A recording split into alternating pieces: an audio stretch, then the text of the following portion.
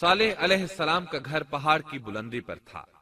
یہ فسادی لوگ ابھی اوپر چڑھ رہے تھے کہ زمین حرکت کرنے لگی۔ ایک چٹان اوپر سے لڑھکتی ہوئی آئی اور ان تمام کو پیس کر رکھ دیا۔ ان 9 فسادی لوگوں کی ہلاکت کے ساتھ ہی اللہ کے عذاب کی ابتدا ہو چکی تھی۔ چنانچہ صالح علیہ السلام نے اپنے ساتھیوں کے ساتھ اس بستی کو چھوڑ دیا، یعنی وہ ہجر کے علاقے سے نکل گئے۔ صبح ہوئی تو لوگوں نے ایک عجیب منظر دیکھا۔ قوم سمود کے تمام لوگوں کے چہرے زرد پڑ چکے تھے۔ وہ سب رونے لگے کیونکہ عذاب کے آثار شروع ہو چکے تھے۔ دوسرے دن تمام لوگوں کے چہرے آگ کی طرح سرخ ہو گئے اور تیسرے دن تمام کے چہرے سیاہ ہو چکے تھے۔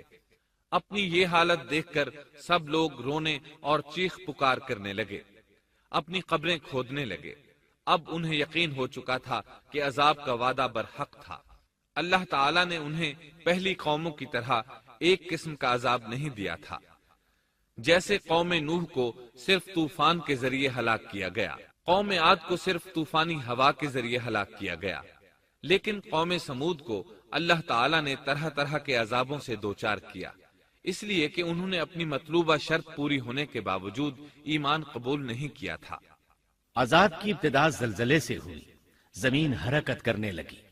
اس کی وجہ سے وہ لوگ اپنے گھروں میں اوندھے کے اوندھے پڑے رہ گئے، ان میں اٹھنے کی طاقت تک نہ رہی۔ پھر آسمان میں سخت کڑاکا ہوا، اس کی ہولناک دہشت انگیز چنگھاڑ نے ان کے بھیجے پھاڑ کر رکھ دیے۔ ایک ہی لمحے میں ایک ساتھ وہ سب ڈھیر ہو گئے۔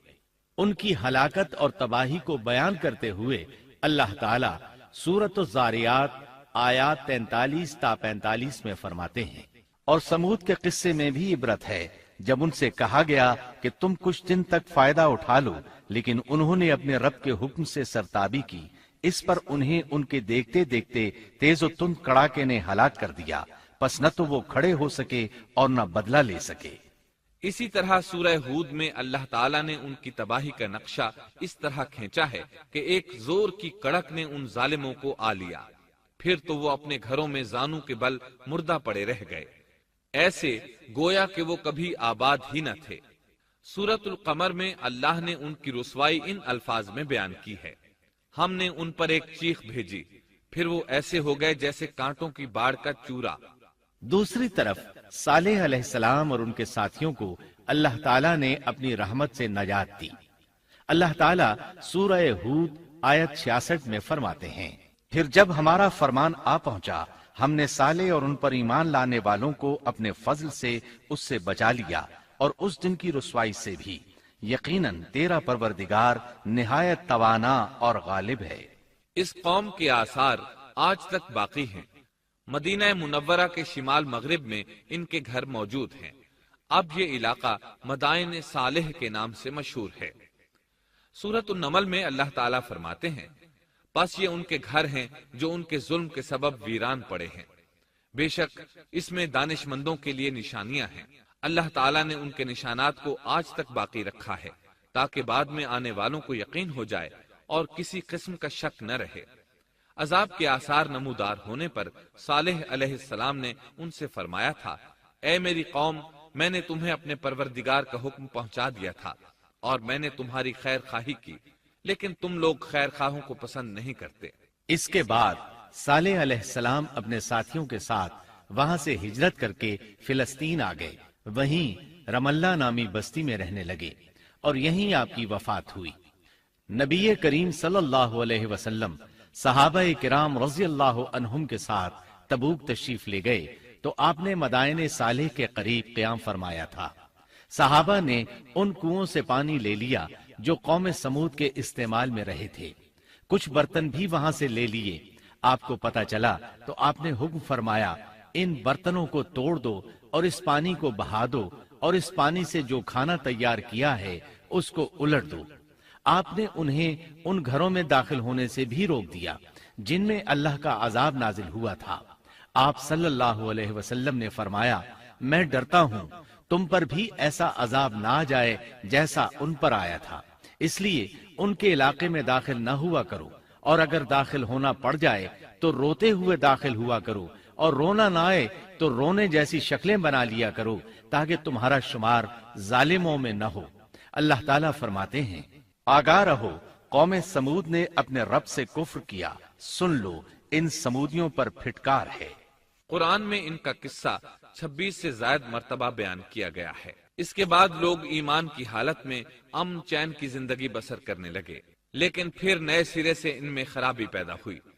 شیطان نے پھر اپنا کام دکھایا، ان کے دلوں میں وسوسہ ڈالا، اور فلسطین، عراق، مصر اور جزیرے کے نواحی علاقوں میں شرک پھیل گیا۔ لوگ ایک بار پھر کفر کی طرف پلٹ پڑے۔ اس پورے قصے میں چند عبرتیں ہیں، آئیے ذرا ان کا بھی ذکر ہو جائے۔ اللہ تعالیٰ کی اونٹنی اگرچہ سیدنا صالح علیہ السلام کی نبوت کا ایک نشان تھی، ان کی سچائی کا ثبوت تھی، لیکن قرآن کریم کی وضاحت یہ ہے کہ وہ قوم سمود کی آزمائش کے لیے تھی، اور وہی ان کی ہلاکت کا نشان ثابت ہوئی، جیسا کہ سورۃ القمر میں اللہ تعالیٰ فرماتے ہیں، بے شک ہم اونٹنی کو ان کی آزمائش اور امتحان کے لیے بھیجنے والے ہیں، پس تو ان کے انتظار میں رہ اور صبر اختیار کر۔ سنت اللہ یہ رہی ہے کہ اگر وہ اپنے پیغمبر کو کسی قوم کی ہدایت کے لیے بھیجے اور قوم اس کی ہدایت پر کان نہ دھرے تو ضروری نہیں کہ وہ قوم ہلاک کر دی جائے، لیکن جو قوم اپنے نبی سے اس وعدے پر نشان طلب کرے کہ اگر ان کا مطلوبہ نشان ظاہر ہو گیا تو وہ ایمان لے آئیں گے، اور پھر نشان آ جانے کے بعد وہ ایمان نہ لائے تو اس قوم کی ہلاکت یقینی ہے۔ اللہ تعالیٰ پھر اس قوم کو معاف نہیں کرتے جب تک کہ وہ تائب نہ ہو جائے اور اللہ کے دین کو قبول نہ کرے، یا عذاب الہی سے صفحہ ہستی سے مٹ کر دوسروں کے لیے عبرت کا نشان بن جائے۔ لیکن اس سنت سے نبی کریم صلی اللہ علیہ وسلم کی امت مستثنا ہے، اس لیے کہ آپ صلی اللہ علیہ وسلم نے وضاحت فرمائی ہے، میں نے اللہ تعالیٰ سے دعا مانگی ہے کہ اللہ تعالیٰ میری امت میں عذاب عام مسلط نہ فرمائے، اور اللہ نے میری دعا قبول فرما لی۔ قرآن میں اللہ تعالیٰ نے نبی کریم صلی اللہ علیہ وسلم کی اس بات کی یوں تصدیق کی ہے، اے رسول، اس حال میں کہ تو ان میں موجود ہے، اللہ تعالیٰ ان کافروں پر عذاب مسلط نہیں کرے گا۔ اور یہ ایک خطرناک غلطی ہے، نفس کا دھوکہ ہے کہ انسان عیش و عشرت اور دنیاوی جاہ و جلال کو دیکھ کر یہ خیال کر بیٹھے، یہ گمان کر لے کہ جس قوم یا فرد کے پاس یہ سب کچھ موجود ہے وہ ضرور اللہ تعالیٰ کے سائے میں ہے، اور یہ کہ ان کی یہ خوش عیشی اس بات کی علامت ہے کہ اللہ تعالیٰ کی خوش نودی ان کے ساتھ ہے۔ یہ نفس کا دھوکہ ہے، غلط فہمی ہے، بلکہ کج فہمی ہے۔ قرآن کریم کے اس واقعے میں جگہ جگہ اس بات کی وضاحت ہے کہ بعض اوقات زیادہ سے زیادہ خوش عیشی زیادہ سے زیادہ عذاب کا پیش خیمہ ثابت ہوتی ہے، اگرچہ قوموں کے لیے اس کی مدت چند ماہ یا چند سال نہیں بلکہ گھبرا دینے والی مدت ہی کیوں نہ ہو، مگر ہر قسم کی دنیاوی کامیابیوں اور خوش عیشیوں کے ساتھ جب ظلم، سرکشی اور غرور کسی قوم کا مستقل شعار بن جائے تو سمجھ لو اس کی تباہی اور ہلاکت کا وقت قریب آ پہنچا۔